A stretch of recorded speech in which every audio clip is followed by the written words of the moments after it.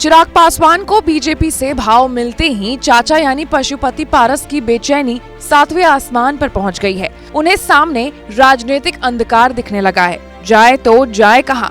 BJP ने तो उन्हें बिल्कुल पैदल कर दिया, लेकिन राजनीति तो संभावनाओं का खेल है। एक दरवाजा बंद होता है तो दूसरा दरवाजा खुल जाता है। सूत्रों के मुताबिक पशुपति पारस बीजेपी गठबंधन को बाय बाय कहने को तैयार हैं और सीधे लालू यादव के संपर्क में हैं। सूत्रों का ये भी कहना है कि पशुपति पारस ने तेजस्वी यादव को फोन भी किया है और फोन पर बहुत देर तक चलने वाली चर्चा हुई। चर्चा हाजीपुर सीट से चाचा पशुपति की चुनाव लड़ने की थी, लेकिन चाचा पशुपति ये चुनाव हाजीपुर सीट से एनडीए की तरफ से नहीं बल्कि INDIA की तरफ से लड़ेंगे। दरअसल पशुपति ने 3 सीटें मांगी है, हाजीपुर, समस्तीपुर और नवादा, और इंडिया जो है वो उन्हें हाजीपुर सीट से लड़वाना चाहती है। हाजीपुर वही सीट है जिसके पीछे दोनों चाचा और भतीजा मार कर रहे हैं। पशुपति अपने भतीजे प्रिंस के लिए समस्तीपुर सीट मांग रहे हैं, वहीं चंदन सिंह के लिए नवादा सीट।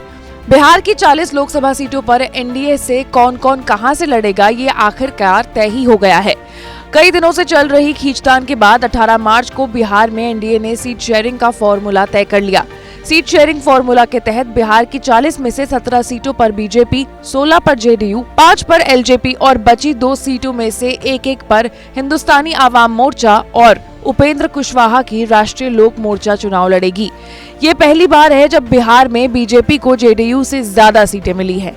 2019 में बीजेपी और जेडीयू ने 17 सीटों पर चुनाव लड़ा था। उस वक्त एलजेपी को 6 सीटें मिली थी, तब एलजेपी में टूट नहीं हुई थी। वहीं अब इस सीट बंटवारे से पशुपति पारस नाराज हैं, क्योंकि उन्हें एक भी सीट नहीं मिली है, जबकि पशुपति कुल 3 सीट चाहते थे।